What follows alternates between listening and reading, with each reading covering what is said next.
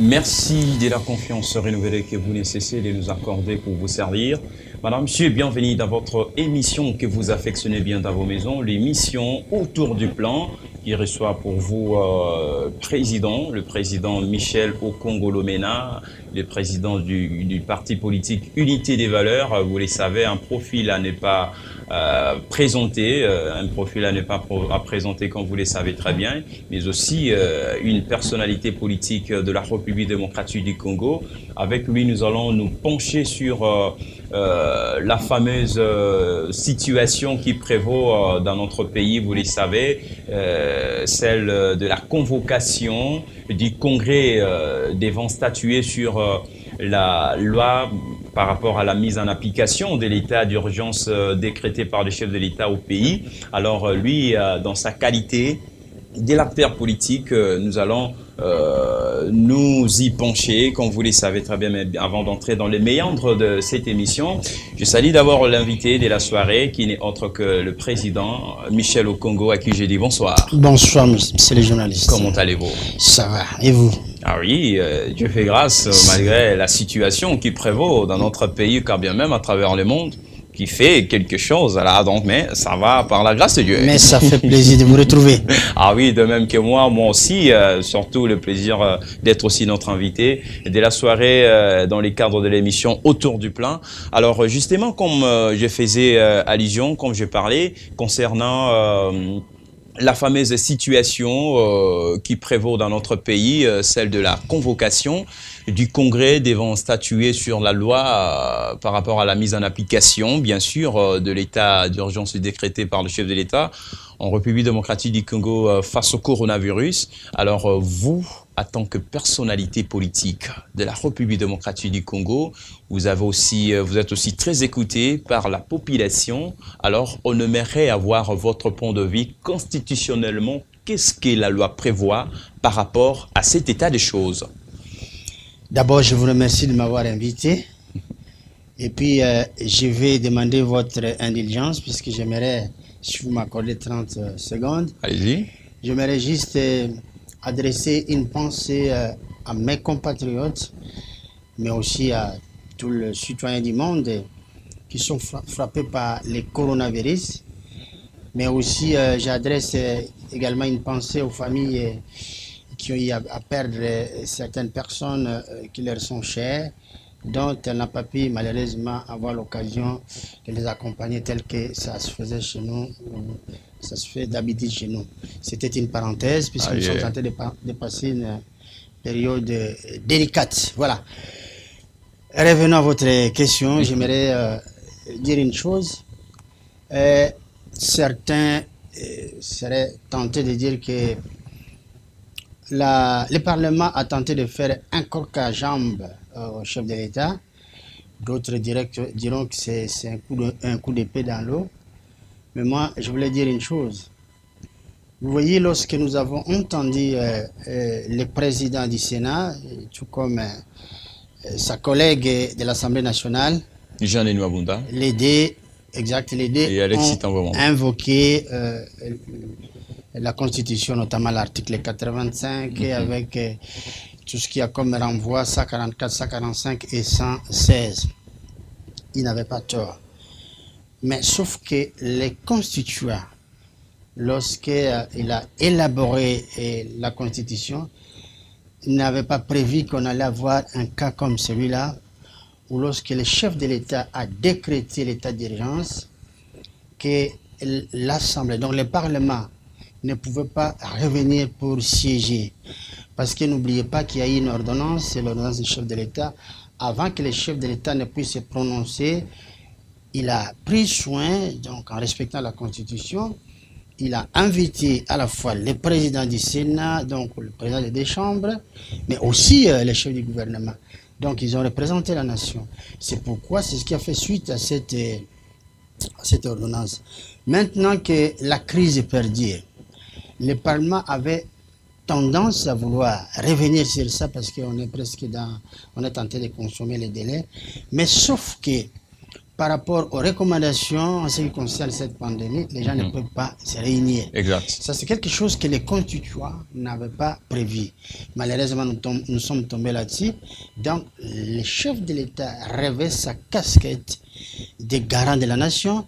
Donc, l'ordonnance a été confirmée par la Cour constitutionnelle. Moi, je crois que les droits à remporter sur d'autres considérations. Donc, c'est ce que nous pouvons retenir dans cet épisode tumultueux. Vous connaissez la situation qui prévaut dans notre pays, quand bien même à travers le monde. Oui, le gouvernement avait interdit le rassemblement de plus de 20 personnes, alors que le président de deux chambres qu'on venait de formation, Alexis Tambwe-Mwamba, et son collègue du Sénat, et plutôt de l'Assemblée nationale, Janine Mabunda, alors Gilbert Kankondé, le ministre de l'Intérieur et Sécurité, qui avait fustigé cette façon de faire les choses. Alors, vous aussi, vous emboîtez les pas par rapport à ces propos. Oui, il y a ce qu'on appelle la chronologie des faits. Il faut respecter cette chronologie. Lorsqu'on essaie de lire la chronologie, on voit que le président avait agi conformément à la Constitution. Mais est-il qu'on n'a pas encore levé les instructions, les restrictions du coronavirus. Donc nous sommes dans les confinements et on ne peut pas imaginer qu'aujourd'hui le Parlement puisse se réunir dans son entièreté. C'est là où ça pose problème. Et une autre chose, à partir du moment où le chef de l'État a produit une ordonnance et il y a eu une suite successive et ça a produit des faits. Et le ministre de l'Intérieur a fait ce qu'il fallait faire, donc il a également pris une décision, et ce que nous connaissons tous. Donc partant, il est difficile qu'on y revienne là-dessus. Donc nous comprenons ce qui s'est passé. Alors c'est la force des choses. Donc les droits a triomphé et la Cour constitutionnelle s'est prononcée. Et voilà, donc on maintient l'ordonnance présidentielle. Moi, je crois que les choses doivent revenir à la normale. Voilà. La Cour, dont la Cour constitutionnelle a prononcé, dont les retombées sont inattaquables, appelons ça comme ça, encore moins les décisions de la Cour constitutionnelle sont inattaquables. Mais il peut arriver aussi dans un moment où les décisions que prend la Cour constitutionnelle peut-elle aussi être, je dirais, la décision que prend la Cour constitutionnelle, peut-elle aussi être attaquable dans la mesure où ça ne cadre pas avec la situation ou la réalité où on voit les choses aujourd'hui, Monsieur Michel au Congo? Non, ça m'étonnerait. Bien qu'il y ait eu une triste épisode, un précédent électoral qui a amené la Cour à changer d'avis, assez de dire, bon, je crois que ça c'est derrière nous. Nous n'allons pas recourir à une jurisprudence aujourd'hui parce que ce qui se passe aujourd'hui est tellement grave. Nous allons y revenir. Alors, moi je note que la Cour constitutionnelle a confirmé tout simplement l'ordonnance présidentielle. Parce que, vous voyez, j'imagine que le Parlement il ait senti la nécessité de pouvoir se réunir pour voir si les deux chambres pouvaient reconduire cette mesure. Or, les circonstances dans lesquelles nous nous retrouvons aujourd'hui ne permettent pas que les gens puissent se réunir. Exact. Donc, nous avons des faits juridiques. Vous avez à la fois l'ordonnance présidentielle et puis vous avez aussi la décision du ministère de l'Intérieur. Exact. Qui est une décision technique. Partant, moi je dis que c'est les droits qui ont triomphé parce qu'on ne pouvait pas faire autrement. Voilà. Et je reviens sur la difficulté qu'a eu les constituants. Parce que si on était dans une situation de guerre, par exemple, où les gens pouvaient se réunir, ça se passait différemment. Mais là, nous sommes face à une situation qu'on ne maîtrise pas. Et les restrictions sont là, les gens ne peuvent pas se réunir. Alors, je vois mal comment l'Assemblée nationale, le Parlement, les deux chambres peuvent se réunir et puis réunir plus autant de personnes que nous connaissons. Donc ça ne pouvait pas marcher. Je suis tenté de dire que c'est un coup d'épée dans l'eau. Donc il faut que tout le monde rejoigne les choses, la vérité et les droits. Merci. Une très belle mise au point de Maître Michel au Congo, Lomena, toujours avec vous. Concernant, dans le même cadre, il y a les coups de paix dans l'eau, les mots que vous utilisez, Président. Concernant les dossiers Vital Kamerhe, est-ce que Président Michel au Congo a aussi un avis à émettre là-dessus parce qu'il y a tant de questionnements, tant d'épilogues en cours de route par rapport à ces dossiers? Est-ce que vous ne voyez pas avec l'arrestation de Vital Kamerhe, les choses peuvent aussi être, n'est-ce pas, un dysfonctionnement au niveau de la présidence de la République, d'autant plus qu'il incarne aussi la confiance du président de la République. Vous connaissez très bien avec l'expérience que cet homme de Vital Kamerhe a, malgré ou au-delà de tout ce qu'on lui accuse, vous ne voyez pas que ça pourrait handicaper le bon fonctionnement de cette institution de la République? Oui, au sujet de cette question, les Congolais s'agitent et je comprends. Et moi, je vais agir, je n'ai jamais cessé de le dire, je vais agir sous mes 3 casquettes. D'abord, en tant que père de famille, donc sur le plan social, mais en tant que juriste, avocat, aussi en tant que politique. Exact. Alors, sur le plan social, en tant que père de famille, j'imagine les désarrois qu'il y a dans la famille Kamerhe aujourd'hui. Les enfants qui n'arrivent pas à accéder à leur papa et la famille dans l'ensemble qui n'arrive pas à accéder à leur papa. C'est un désarroi. Mais je crois que c'est un drame au niveau de la famille Kamerhe. Sur le plan politique, j'imagine que le chef de l'État a un souci. Le souci, c'est lequel? Kamerhe, c'était le directeur, jusqu'à preuve du contraire, hein, il est encore, le directeur du cabinet du chef de l'État. Donc, sous une autre forme, c'est le cuisinier administratif du chef de l'État. Vous imaginez un hôtel-restaurant avec un patron, un gérant qui est amputé de son cuisinier. Comment il va servir sa clientèle? Donc, j'imagine qu'aujourd'hui, le chef de l'État doit avoir un souci parce que son chef, son directeur de cabinet a été interpellé par la justice, ce qui est tout à fait normal parce que personne n'est au-dessus de la loi. En tant qu'avocat, que les Congolais aient un apaisement. Pourquoi je l'ai dit? Parce que M. Kamerhe n'a pas été condamné. Il bénéficie de ce qu'on appelle la présomption d'innocence. Ça, c'est clair. Le juge ou le procureur a décidé de le mettre sous détention préventive. Mais pourquoi sa liberté, sa mise en liberté provisoire a été rejetée si aujourd'hui il réjouit d'une présomption d'innocence, comme certaines personnes le disent? Alors pourquoi il n'avait pas bénéficié de cette mise en liberté provisoire? C'est une partie technique que seul les juges d'instruction peuvent apprécier parce que nous ne pouvons pas faire des commentaires n'importe comment. C'est les juges qui apprécient. Soit il dit ou carrément, vous rejoignez l'avis selon lequel il y a des indices sérieux à charge de culpabilité, à charge de Vital Kamerhe, comme l'a si bien souligné votre confrère Georges Kapiamba sur cette même chaise. Est-ce que vous rejoignez aussi son avis? Mais Georges Kapiamba, les deux, nous sommes des professionnels des droits, nous sommes du métier. Et il est allé un peu plus loin, donc c'est à lui d'assumer tout cela.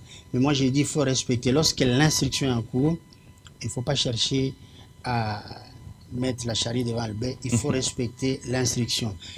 Et c'est les magistrats, les juges d'instruction qui apprécient. Donc, il a des éléments d'appréciation qui lui ont permis de placer Kamerhe en détention préventive. Donc, c'est difficile de savoir quels sont ces éléments-là. Mais encore une fois, il n'a pas violé la loi parce que c'est une procédure usuelle. Donc jusque-là, il n'y a pas de problème. Mais attendez, le moment viendra où nous allons avoir les débats. Ces moments-là, c'est lesquels? C'est lorsque l'affaire aura abouti. Est-ce que ce serait par un acquittement ou par une condamnation? En ce moment-là, nous aurons un vrai débat. Or, pour l'instant, on est en plein procédure et les juges d'instruction et le procureur font leur travail. Je crois que nous devons nous passer de tout commentaire. Pour l'instant, voilà ce que moi j'ai...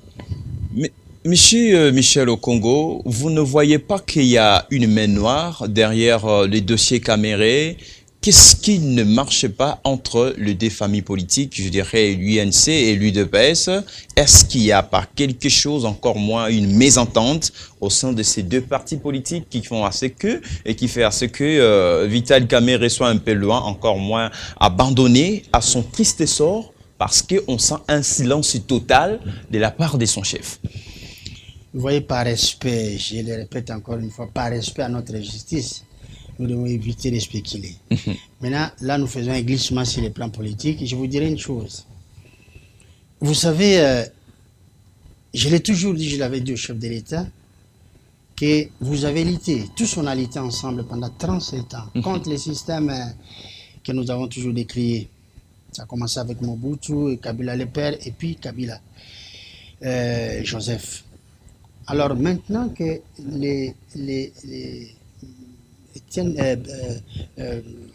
Félix Antoine Tshisekedi au pouvoir, je lui ai dit de faire très attention afin que tout autour de lui, qu'on ne retrouve pas des antivaleurs, qu'on ne retrouve pas des voleurs, qu'on ne retrouve pas des corrupteurs ou des corrompus.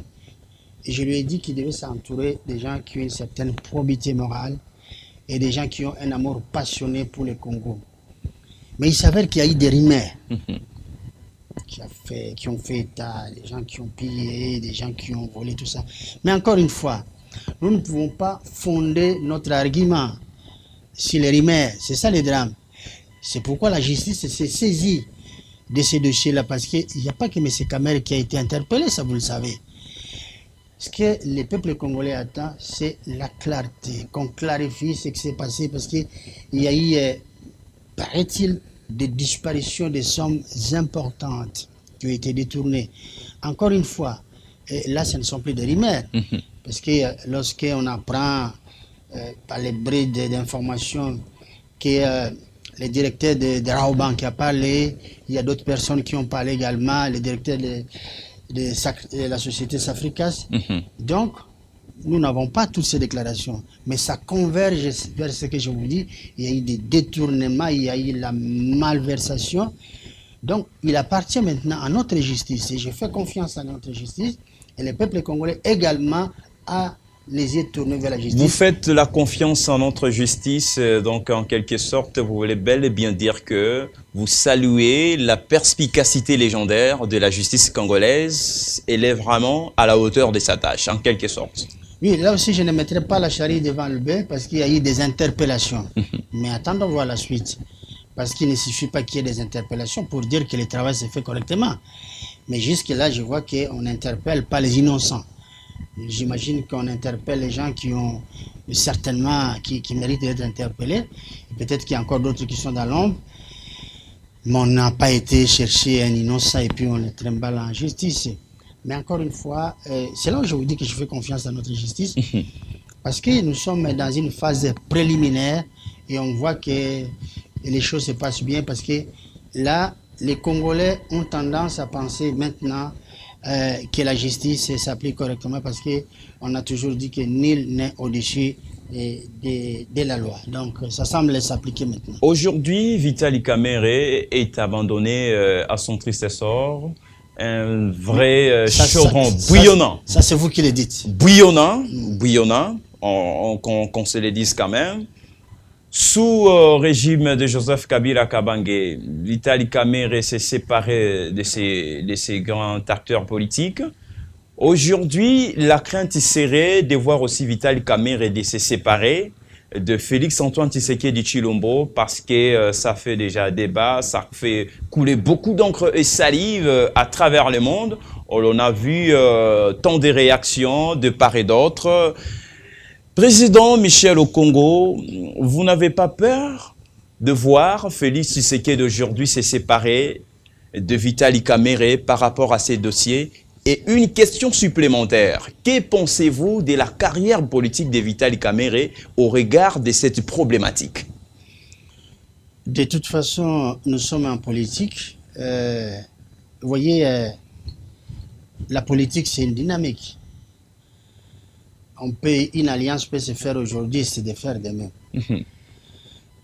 Lorsque j'avais commencé à tirer la sonnette d'alarme, j'avais clairement démontré que l'alliance entre les FCC et les CACH est une alliance nocive.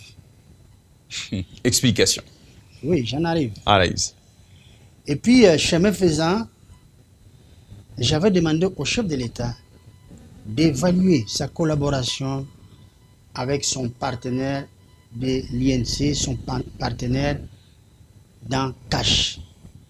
Parce qu'on apprenait des choses.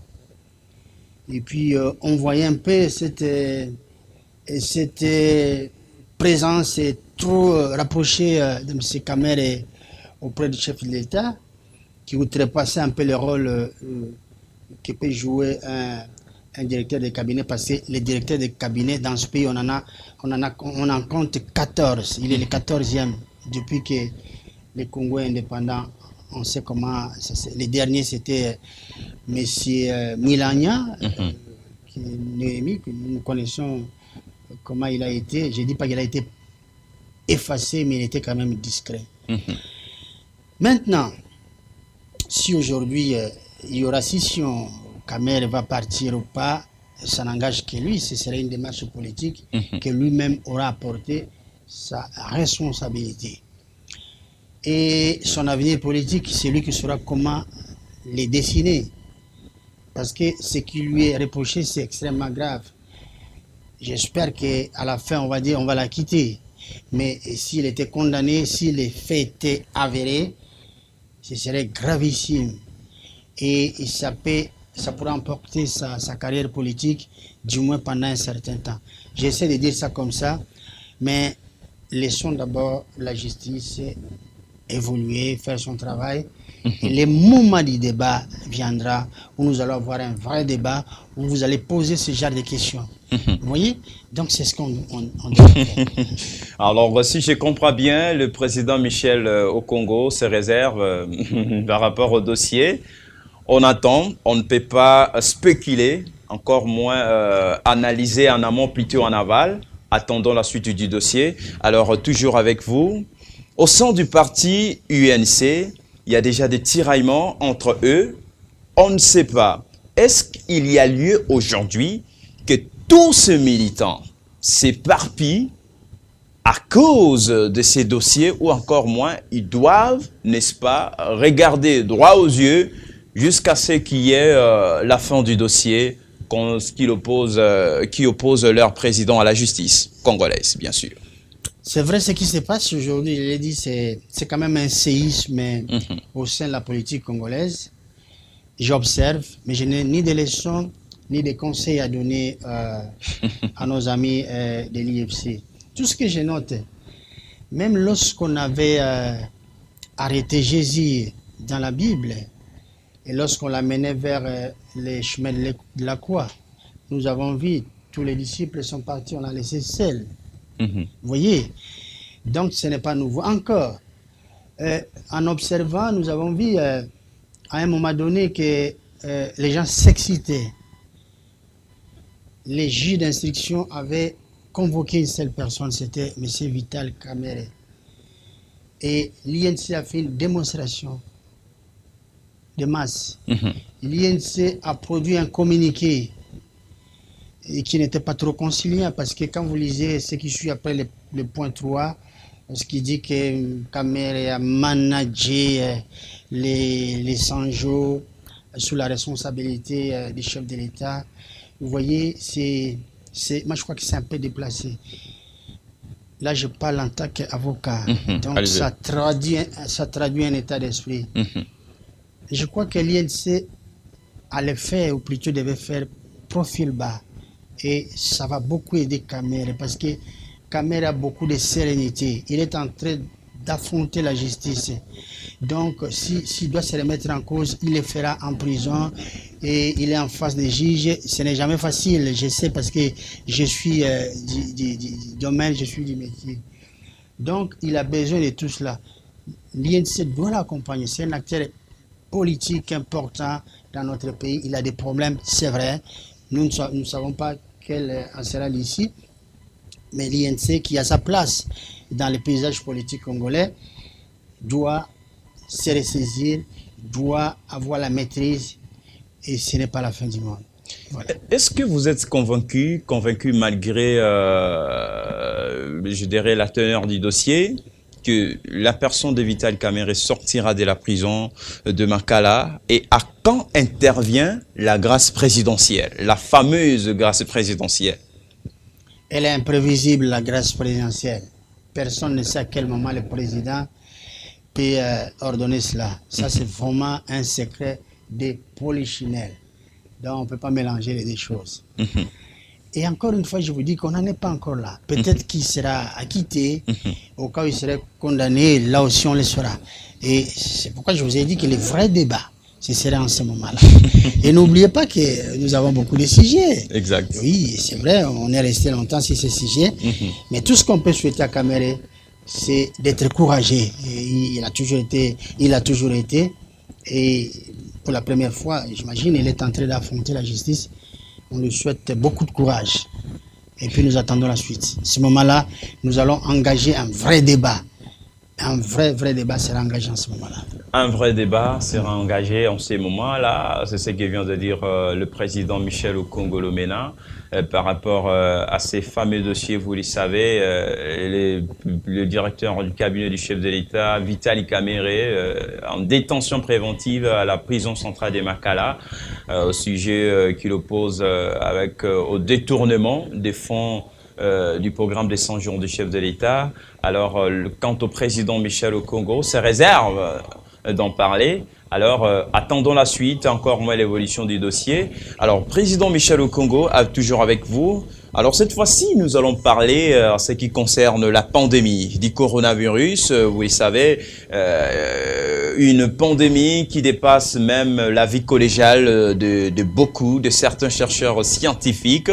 On ne sait pas comment faire pour y remédier. Jusque-là, il n'y a pas un remède approprié pour cela. On voit toujours des fonds alloués, des part et d'autres, manché, alors que on ne sait pas, il y a toujours moins de guérison. Alors vous, en tant qu'acteur politique, quelqu'un soucié de votre pays, qu'est-ce qui devrait être fait? Parce que jusque-là, il n'y a pas vraiment d'effet palpable. Il faut qu'on se le dise quand même, des fonds alloués, des part et d'autres. On ne sait pas par où ces fonds-là entrent, dans la poche des individus ou dans la caisse de l'État. Moi, je vais prendre les choses autrement.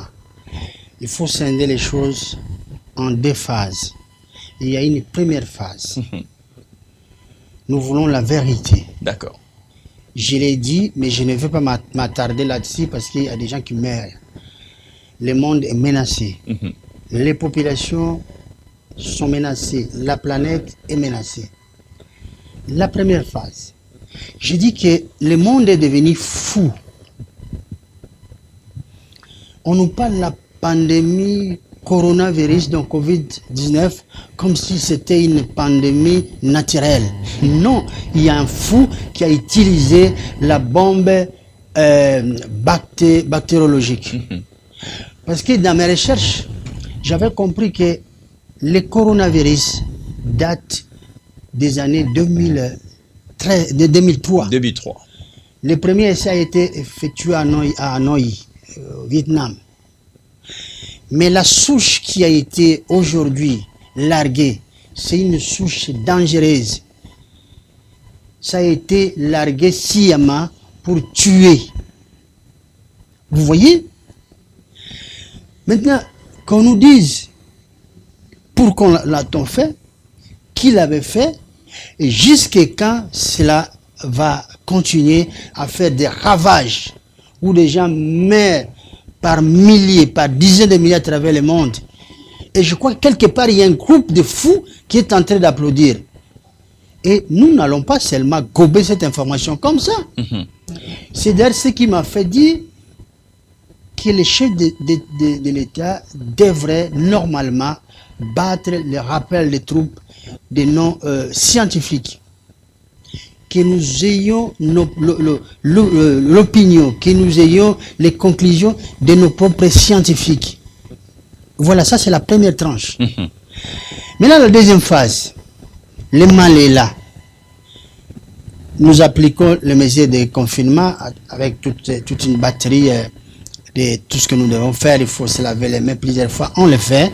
D'ailleurs, je profite également pour demander au peuple congolais de faire exactement ce qui nous est recommandé. Il faut avoir observer les mesures telles qu'édictées par les autorités, par la loi, parce que les faits sont là. Les fous a largué sa bombe bactériologique sur une population. Maintenant, les faits sont là. C'est grave, ça fait des morts, mais nous devons nous protéger par rapport à par rapport aux mesures qui ont été arrêtées par les autorités. Ça, je n'en disconfie bien pas. Mais le peuple a droit à la vérité. D'accord. Le monde a droit à la vérité. Parce que nous avons des informations. Et cette vérité, laquelle? C'est ce que vous venez d'expliciter. C'est ce que je viens d'expliquer. Si je vais un peu plus loin, vous voyez, on voulait diminuer la population mondiale de 20%. Vous savez ce que ça fait? Ça fait 1,4 milliard. Et ça s'est dit, il y a des gens qui sont montés dans des tribunes pour annoncer cela. Et c'est gravissime. C'est pourquoi j'ai dit, il nous faut la vérité. Parce que sans la vérité, demain ces fous-là vont recommencer. Même si on arrivait à éradiquer la pandémie aujourd'hui, demain ces fous vont recommencer. Voilà le problème. Nous n'avons pas un problème de densité. J'en arrive, donnez-moi juste une minute pour ne pas perdre le fil d'idée. Au Congo, nous n'avons pas un problème de densité. Notre densité est faible. Lorsque vous avez quelqu'un, le président de la France, qui dit que les Africains ont chacun plusieurs femmes et ils font 8 enfants par femme. Et lorsque Sarkozy, l'ancien président de la France, dit que le monde a un problème de démographie, mais vous voyez c'est quoi cette histoire? Maintenant, vous nous embarquez dans une histoire dont nous ne comprenons ni la tête ni la queue. Le monde a droit de la vérité. J'ai dit, il faut que nos dirigeants aient le courage d'abord de dire la vérité. Qu'est-ce qui s'est passé? Pourquoi on a activé cette bombe bactériologique, aujourd'hui qu'on appelle bactériologique, aujourd'hui qu'on appelle, qui a provoqué la pandémie. Je dis bien, la pandémie n'est pas naturelle. Elle a été provoquée. Et pour quelle raison? C'est pour faire du mal. Et puisque nous en sommes là, il y a un problème de crise de confiance. La suite pose problème. C'est pourquoi vous voyez le peuple congolais n'a même pas besoin de ces vaccins-là. Parce qu'il s'est dit, mais si déjà on nous a largué cette bombe-là, et puis demain on vient nous présenter les vaccins. Nous avons eu Ebola, de tristes mémoires. Nous avons eu le sida. Il faut que le monde s'explique. Il faut que le monde s'explique. Les Congolais d'aujourd'hui n'est pas les Congolais d'avant 1960. Nous avons étudié dans les mêmes universités. Nous avons travaillé dans les mêmes conditions. Je prends mon exemple. Moi, j'ai travaillé dans un environnement strict en Suisse. Et c'est pour vous dire qu'on ne peut pas continuer à nous rouler dans la farine aujourd'hui. Nous avons accédé à une même connaissance, aux mêmes connaissances. Ce que j'exige, c'est que la vérité soit dite. Si c'est un Africain qui a fait cela, il faut qu'il paye. Si c'est quelqu'un de notre continent, il y en a 5, il faut également qu'on nous le dise. Nous voulons la vérité. Nous voulons la réparation. Autrement dit, je pense que le monde étant devenu dangereux, nous sommes rentrés dans un cycle où malheureusement, nous allons, chacun risque de se cramponner dans son espace. Lorsque vous faites allusion, vous interpellez les autorités à faire preuve d'un bon sens, c'est-à-dire de dire la vérité à la population. Vous faites allusion à quoi concrètement? On peut dire que bon, la pandémie est là, mais on sait très bien que cela n'est pas efficace. Alors, quelles sont des dispositions qu'on devrait prendre, ou encore moins les non-dits partant de ces mesures telles qu'édictées par les autorités du pays? Présentement, je ferai confiance à nos scientifiques. Les neurologues Mouyembe, tellement isolés, il lui faut une équipe. Je sais que sa structure est rattachée à la présidence, mais ça ne suffit pas. Les scientifiques, nous les avons. Il faut les réunir, il faut que nos scientifiques puissent à la fois chercher à connaître la vérité, mais aussi puissent proposer des solutions sanitaires. Parce qu'on vous dit pêle-mêle, il faut prendre le Congo Bololo, il faut prendre ça. Ce sont des vertus. Mais si nos scientifiques s'y mettaient, ils vont nous sortir quelque chose qui sera une parade contre cette pandémie mortelle et folle. Et voilà mon problème. Vous saluez au moins l'implication du chef de l'État, encore moins du gouvernement, dans ces dossiers de la pandémie, malgré le fait que vous fustigez l'idée sans laquelle de dire la vérité au peuple congolais, de savoir exactement l'origine de cette pandémie qui décime le monde. Ça, je dois être sincère. Je salue l'action de nos autorités, donc des autorités congolaises. Mais les problèmes, c'est que les données qu'ils ont, ce sont les données qui leur sont transmises. Est-ce que ce sont des données fiables? Exact. C'est ça le problème. Mais s'ils sont induits en erreur par des personnes qui ont voulu que cette chose arrive, ce drame arrive, donc nous risquons de continuer de drame en drame. C'est pourquoi j'ai dit, nous devons très rapidement impliquer, d'abord battre les rappels de nos scientifiques, et puis les mettre dans de bonnes conditions afin qu'ils puissent travailler en toute sérénité et s'occuper de la population congolaise et puis pourquoi pas s'occuper aussi d'autres pays à travers le monde.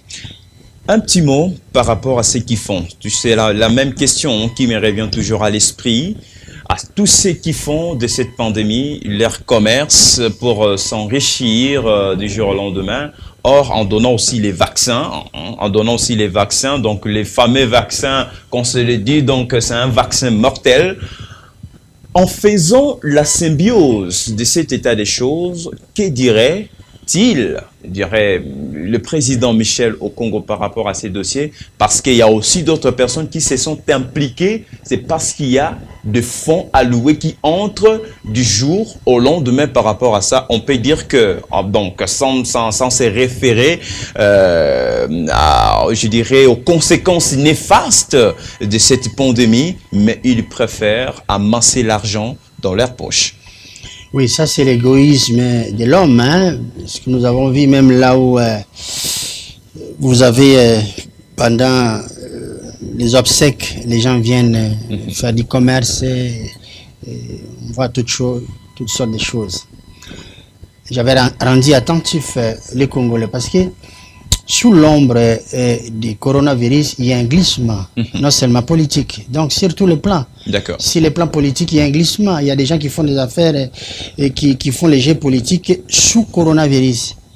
Donc il y a des mauvais commerçants également qui font beaucoup de choses sous coronavirus. Donc pendant que les autres sont en confinement, et ils font autre chose. Mais je vais vous donner mon exemple, l'exemple des unités de valeur.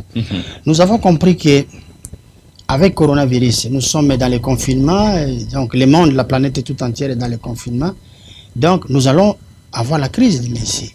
Pourquoi? Parce que nous importons, nous dépendons de l'extérieur, je crois à 90%.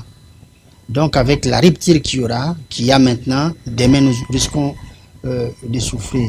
Et nous sommes en train de cultiver. Si les 400 000 hectares que nous disposons, nous avons défalqué, je parle de 400 hectares de terres cultivables. Nous avons défalqué une bonne partie pour commencer déjà à préparer. Donc nous sommes dans l'agriculture maintenant pour préparer l'après-coronavirus parce que nous savons que nous n'allons pas importer du riz de sitôt, les denrées alimentaires de sitôt. Donc vous prévenez déjà les autorités. On prévient les autorités. Par rapport à cette situation. Par rapport à cette situation maintenant, il faut faire quelque chose de positif. Il ne faut pas chercher à faire des spéculations. Quelque chose, spéculation commerciale. Quelque chose qui coûtait 50 francs, vous faites à 200, c'est pas bien. Malheureusement, sous l'ombre du coronavirus, pendant que nous sommes en confinement, et ce sont les autres, les égoïstes qui font des affaires, sur le plan politique, sur le plan de commerce, tout ça, ça c'est faux. Ce n'est pas l'esprit que les Congolais devaient avoir maintenant, en ce moment-ci. Voilà ce qui est condamnable. Ce qui est condamnable, oui, confinement à Gombe, parce qu'on aurait entré dans les confinements de 4 ou 5 jours sur l'ensemble de la ville-province de Kinshasa. Mais maintenant, il n'y a qu'une seule partie de la ville-province de Kinshasa, Gombe, de 2 semaines. Alors, il ne nous reste que 7 jours pour en finir. Alors, si c'était sur l'ensemble, les confinements, bien sûr, sur l'ensemble de la ville-province de Kinshasa, quels seraient les avis du peuple congolais face à cette situation, puisque d'autant plus que vous prévenez déjà qu'il y aurait une crise charnière déjà qui tire à l'horizon, appelons ça comme ça. Alors, vous, lorsque vous faites allusion à cela, on ne sait pas, Président Michel au Congo, par rapport à cela, qu'est-ce que les gouvernements devraient faire dans cette période de confinement sur l'ensemble de la ville-province de Kinshasa. Déjà, une partie de la ville pose déjà un sérieux problème. Il y a la crise déjà qui se présente à la porte de la République démocratique du Congo. Je dois être clair dans cette histoire. Vous savez, le coronavirus, c'est quelque chose qui nous est tombé dessus comme ça. Ça n'a pas été prévisible. C'est tombé comme ça. C'est pas comme les saisons sont réparties. On sait qu'il y a la saison de pluie, puis il y a la saison sèche. Et puis on peut se préparer en conséquence. Ça nous est tombé comme ça du jour au lendemain. Coronavirus, tout le monde confinement. On oublie que nous avons un peuple, tellement que nous sommes dans la précarité, nous avons un peuple qui vit au taux du jour. D'accord. Je ne sais pas quelle magie nos autorités allaient opérer pour pouvoir nourrir notre population pendant cette période. C'est difficile. Exact. Je regrette tout simplement, lorsque le président est arrivé au pouvoir, j'avais conçu un magnifique plan qui consistait à faire une campagne d'achat de nos produits qui périssent dans... Les produits agricoles. Oui, les denrées alimentaires. Qui pourrissent un peu partout dans d'autres provinces, mais ça n'a jamais été le cas. Mais j'aurais appris, j'ai félicité le chef d'État, j'aurais appris que... il a réquisitionné l'armée pour aller faire ça. Si on l'avait fait, on allait peut-être avoir des réserves. Parce qu'il faut compter sur ses propres efforts. Maintenant, c'est arrivé comme ça. C'est difficile de trouver des solutions palliatives. Parce qu'en Europe, ils sont bien organisés. Peut-être un peu dans d'autres pays africains. Mais chez nous, vous connaissez les conditions. Nous sommes dans la précarité. Nous sommes l'un des pays les plus pauvres au monde. Nous sommes parmi les deux derniers pays pauvres au monde. Vous imaginez donc, c'est difficile. C'est pourquoi même les confinements, vous verrez que chez nous, ça se passe différemment. Et quand vous sortez, vous aurez de la peine à comprendre qu'on est vraiment dans les confinements. Heureusement que la main de Dieu, c'est les Congolais. Et puis, aujourd'hui, je fustige un peu la compréhension de certaines autorités parce que on a placé Gombe sous quarantaine. Mais je me dis, qu'est-ce qui se passe? Est-ce qu'on a trouvé une parade pour barrer l'air que nous respirons? Parce que c'est le même. Donc vous allez barricader une commune. On y respire de bel air. Mais j'ai dit, mais c'est quoi? C'est difficile à comprendre. Les Congolais ne comprennent pas pourquoi aujourd'hui Gombe est complètement isolé des 23 autres communes. Mais nous faisons confiance à nos autorités. Je l'ai dit, le moment viendra où nous allons avoir un débat à ce sujet-là. S'il y a eu une histoire d'argent, on le saura également. Si ils ont fait du copier-coller, ça, on le saura. Mais désormais, nous avons compris que chez nous, nous avons agi dans la précipitation. Okay. Et c'est là où ça pose problème. Mais je ne veux pas décourager les autorités. Je salue tout ce qu'ils font parce que j'imagine qu'elles n'ont qu'un seul souci, c'est de préserver les vies humaines. De ce point de vue, je les félicite. Mais après, il faut qu'on ouvre un débat pour comprendre. Si cela devait arriver demain, qu'est-ce qu'on fera? Vous voyez, moi j'ai vécu en Europe. Vous savez que là-bas, ils ont des abris atomiques, des abris pour résister à ce genre de situation. Mais ils n'ont pas envoyé les gens dans des abris. Vous voyez? Mais je me dis, il y a quelque chose. Mais chez nous, on n'a pas ce genre de structure. Donc, il y a une confusion totale. Je crois qu'il faut un débat après cette crise de coronavirus. Parce que ça ne va pas emporter tous les Congolais. Après un débat, on va y revenir certainement, juste après la déclaration, en fait, la fin de cette pandémie qui décime le monde. Alors, en une minute, un mot de la fin, parce que nous sommes arrivés pratiquement à la fin de cette émission autour du plan. Il y avait beaucoup de choses à dire, mais le temps nous faut défaut. Alors, Président, au regard de cette problématique, de cette crise charnière que le pays est en train de traverser aujourd'hui, peut-on dire que cela peut compromettre les quinquennats de Félix-Antoine Tshisekedi Tshilombo? Bon, je ne vous laisserai pas dire ça, je sais que c'est une question, mais moi je ne vois pas les choses de cette manière-là. Vous savez, le parcours d'un individu, à plus forte raison, le parcours d'un pays a toujours des bas et des hauts, des imprévus. C'est ce qui nous arrive aujourd'hui. Alors, c'est arrivé, c'est à nous de savoir comment nous resserrer les coudes. Parce que les chefs de l'État, c'est les capitaines de ces navires qu'on appelle Congo aujourd'hui. Et s'il a la tête du pays, il ne revient pas qu'à lui aujourd'hui de pouvoir faire avancer le pays. Nous devons nous resserrer tous derrière lui. Parce que l'air est grave.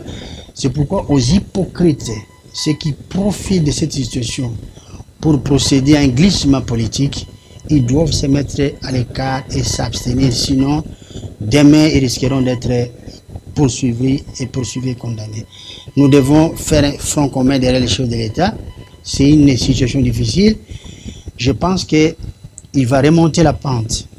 J'imagine, parce que c'est un homme d'État, il finira par remonter la pente et puis les Congolais seront là pour l'y aider. Merci, c'en est donc fini. Là, c'était une belle mise au point du président Michel Okongolomena, président du parti politique, Unité des valeurs, acteur politique de la République démocratique du Congo. Il a parlé dans ses doubles casquettes de maître avocat, mais aussi en tant qu'acteur politique concernant l'actualité de l'ère rayonnant en République démocratique du Congo. L'émission est arrivée à la fin. Alors, le plaisir était pour moi de vous la présenter et à très bientôt. Merci.